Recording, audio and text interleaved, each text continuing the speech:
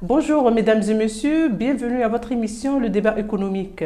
Monsieur Karim Mbarak est notre invité aujourd'hui et il va nous parler de l'événement digital tant attendu Algérie 2.0.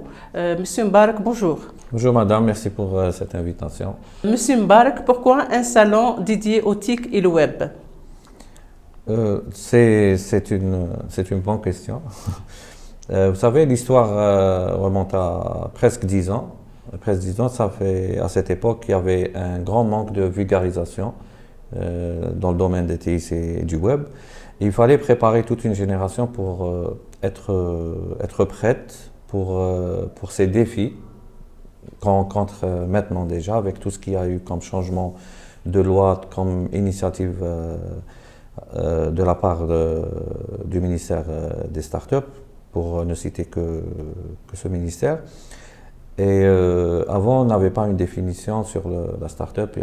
Tout le monde avait sa propre définition. On prenait des exemples des États-Unis, d'Europe, d'Inde, alors que un écosystème, c'est comme une recette de cuisine. C'est-à-dire si on utilise la même recette avec les mêmes ingrédients dans un autre pays, ça peut ne pas plaire à la population qui habite dans ce pays parce que éventuellement ils n'aiment pas les plats trop épicés ou piquants. Donc il faut arranger le dosage des ingrédients pour que cette recette réussisse. Et on ne peut pas le faire d'une baguette magique, il faut essayer, corriger et avancer.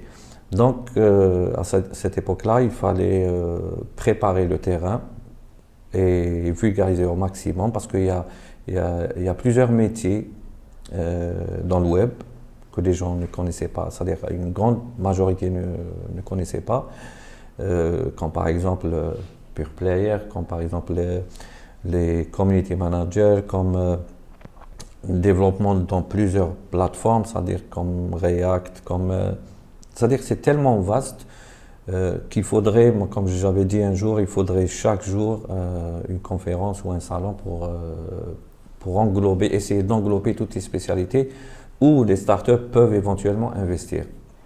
Cette année, M. Mbarak, vous avez opté pour le virtuel. Pourquoi? La réponse est simple, parce qu'on ne veut pas être complice d'une quelconque propagation du virus, parce que déjà maintenant c'est difficile de faire respecter la loi en termes de distanciation, en termes de réflexes par rapport à ce Covid. Donc nous avons dû faire un choix où toutes les éditions passées ont été en présentiel.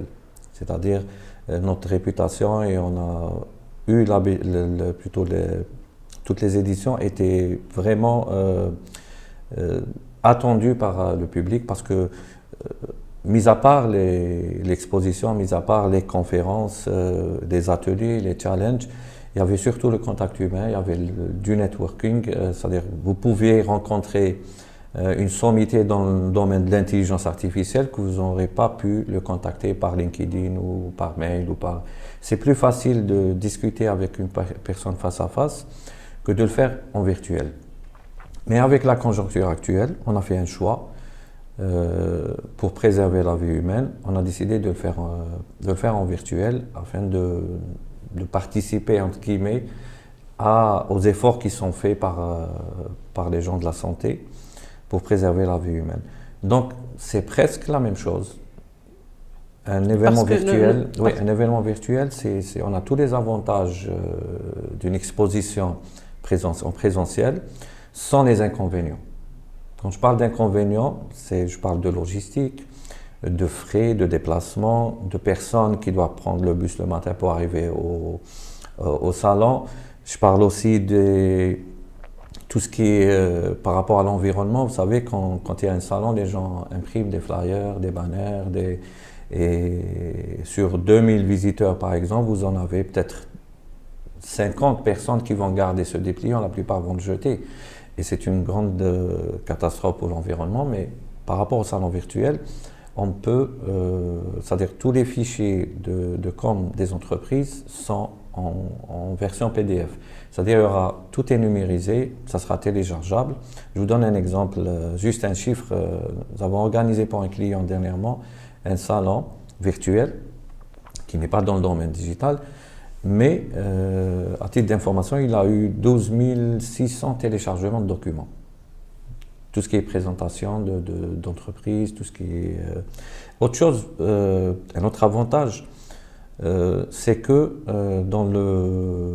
dans ce salon, on a la possibilité de recevoir des visiteurs à travers le monde, ce qui n'est pas possible dans un salon présentiel. Un salon présentiel, on sait tous que si on reçoit un visiteur ou un exposant de l'étranger, il faudrait qu'il fasse toute la procédure de visa, tout le déplacement va coûter de l'argent, avion, hôtel et tout ça. Mais là, on donne la possibilité aux entreprises qui exposent d'avoir des visiteurs à travers le monde. C'est-à-dire, l'événement est ouvert 24 heures sur 24 pendant 3 jours. Et là, dès qu'il y a le décalage, plutôt, dès qu'on change de fuseau horaire, on touche à une nouvelle population. Des États-Unis, de l'Asie, et on aide aussi à promouvoir ces exposants à travers nos réseaux sociaux. Il y a un autre avantage aussi, c'est que généralement, les gens qui exposent peuvent comprendre peuvent vraiment visualiser ce que je suis en train de dire. Généralement, quand on reçoit des gens, on prend des cartes de visite ou on inscrit manuellement l'email du visiteur ou ses coordonnées. Et comme on est dans la précipitation, parce qu'il y a beaucoup de personnes qui accèdent au stand en même temps, on a tendance à faire vite. Et quand on fait vite, on mélange entre hâte et précipitation. Ce qui se fait, ça engendre des fautes d'écriture du mail, un numéro mal inscrit, la perte de la feuille qu'on a inscrit toutes ces informations le premier jour. Le deuxième jour, on doit refaire toute cette procédure, oublier les gens qui sont venus le premier jour. Et à travers le salon virtuel, on évite tous ces tracas parce qu'à la fin de l'événement, tous les exposants reçoivent des fichiers statistiques, nombre de visites, nombre de personnes, ainsi que toutes les coordonnées des gens qui ont accédé à leur stand uniquement.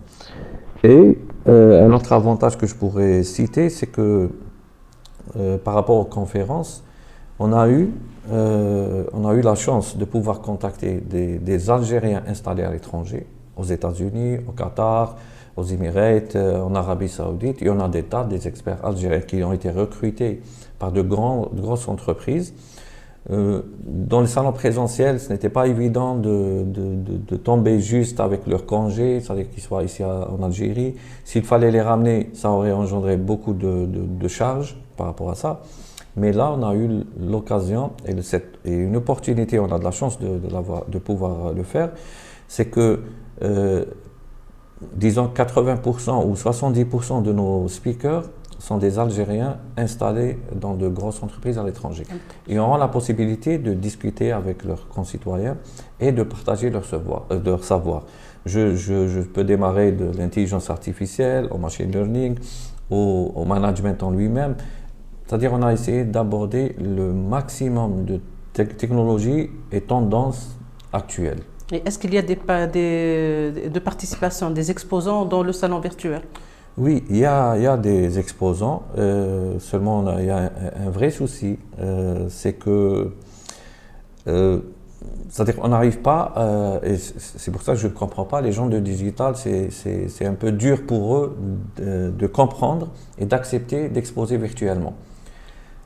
Et pourtant, c'est des gens du digital, c'est pas que je les blâme, mais ça veut dire que peut-être que nous, on a mal communiqué dessus, ou on a mal communiqué sur ou bien les avantages. on n'a pas aussi l'habitude de faire le virtuel. Oui, Algérie 2.0, dans les précédentes éditions, on n'a jamais, c'était sur place. La 9e édition, c'est le virtuel. Peut-être ce changement… Oui, le changement, vous savez, des fois, le changement est difficile à accepter.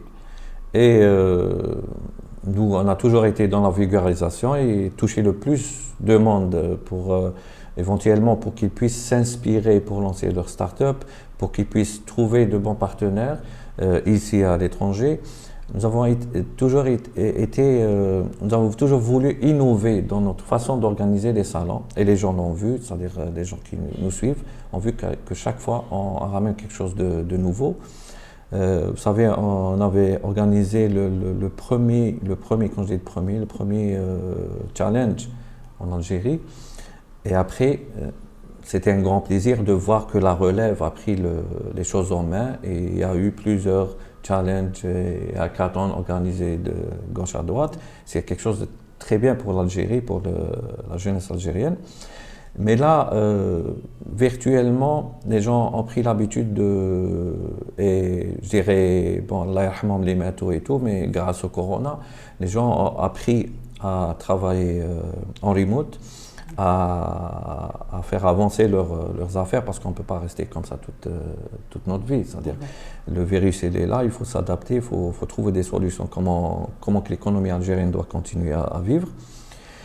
Mais là, être dans un stand, recevoir des gens par des conseillers, vous savez, il y a la possibilité dans le stand, un stand il est représenté en 3D.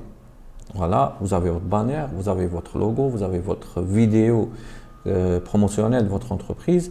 Vous avez aussi une partie où les gens peuvent télécharger leur documentation, mais vous avez aussi une partie de conseillers. Vous pouvez mettre 10, 20 conseillers qui peuvent prendre en charge en même temps les visiteurs. Plus besoin de noter leurs coordonnées, juste leur répondre et à la fin vous aurez... Peut-être que ça, on n'a pas bien communiqué dessus. J'espère qu'à travers cette opportunité, que je puisse bien expliquer les choses. Monsieur Mbark, d'habitude, votre cible, ou bien Algérie 2.0, sa cible, c'était l'Algérie et l'Afrique. Est-ce qu'à travers le virtuel, on peut aller plus loin, c'est-à-dire dans le monde entier? Eh bien, vous avez répondu à la question, parce que quand on est en virtuel, c'est une extension mondiale. Vous savez, dans nos statistiques, par exemple, aux visiteurs du site, on a eu des visites de partout dans le monde. Même des pays que je ne connaissais pas leur nom, je ne connaissais même pas qu'ils existaient. On a eu des visites du côté Est, du côté Ouest, du Nord, du Sud. Et je pense que c'est une fierté parce que tout ça, c'est-à-dire, je pense que ça n'aurait pas eu le même impact si ça a été en présentiel. Je ne dis pas que le présentiel n'est pas important, je dis que chacune des façons d'organiser un salon a ses avantages et surtout, c'est-à-dire par rapport à cette pandémie, je pense que le choix est très vite pris par nous, c'est qu'on va vers le virtuel pour éviter le... Oui, enfin c'est une ouverture vers le monde. En plus, Monsieur Mbark, maintenant les pouvoirs publics parlent aussi du numérique. Est-ce qu'il y a eu quand même le soutien des responsables politiques en quelque sorte? Et heureusement, on a eu le soutien du ministre des Startups et de l'économie de la connaissance. Je vous assure, Yanné, à titre d'exemple, ça n'a demandé qu'un email. C'est extraordinaire parce que avant, nous, ça fait presque 10 ans qu'on organise cet événement.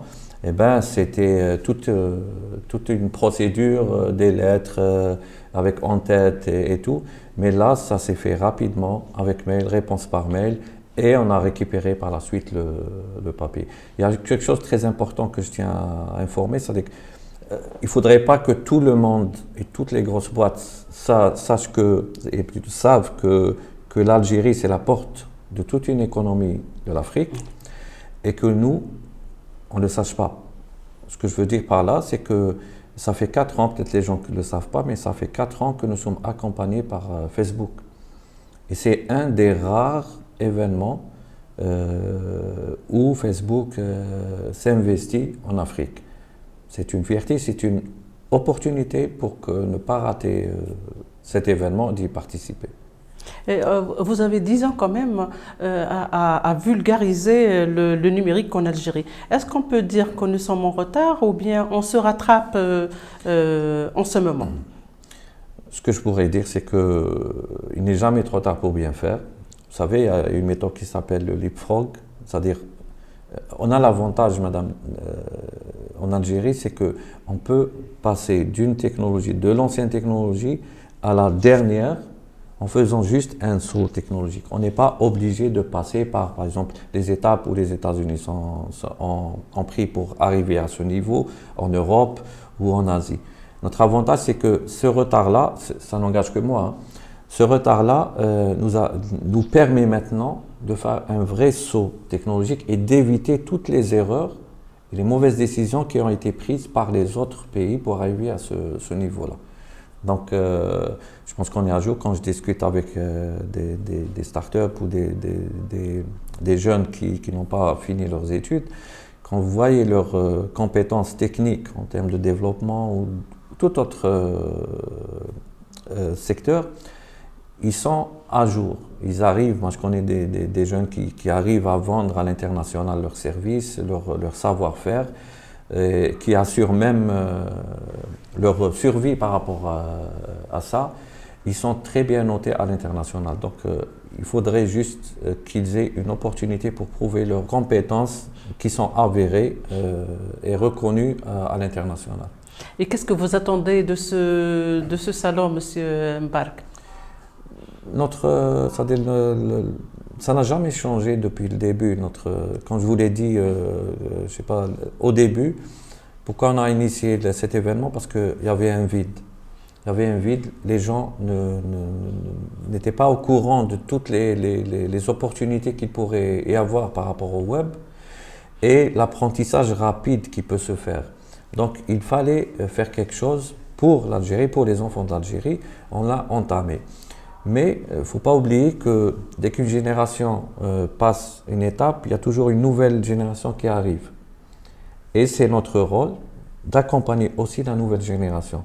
Quand je rencontre des jeunes qui ont participé par exemple à la 2e ou 3e édition, 4 ans après, et je discute avec eux, je dis qu'est-ce que vous faites maintenant? Ils me disent c'est bon, on a lancé notre entreprise ou notre start-up.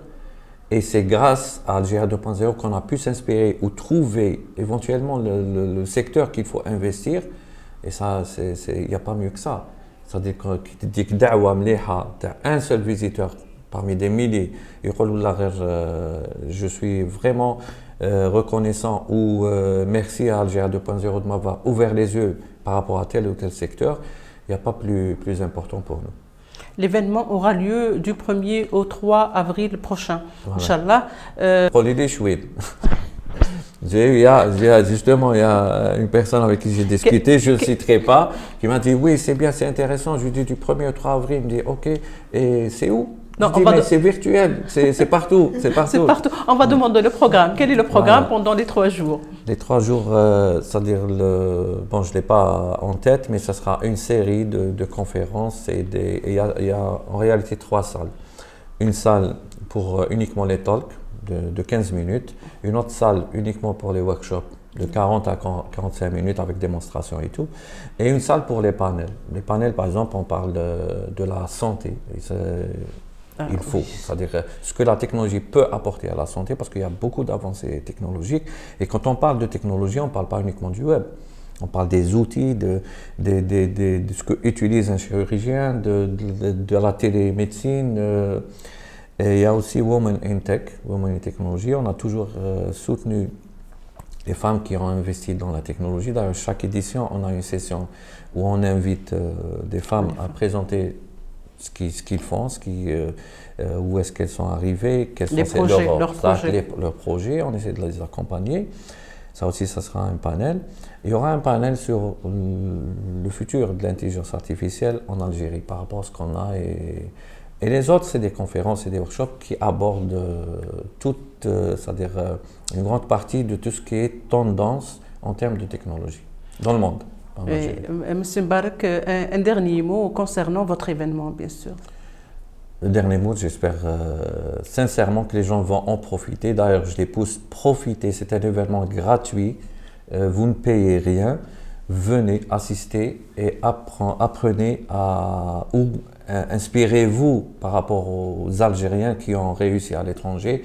Faites la même chose ici en Algérie et construisez votre pays. Merci beaucoup. On vous souhaite un grand succès, Monsieur Mbarak.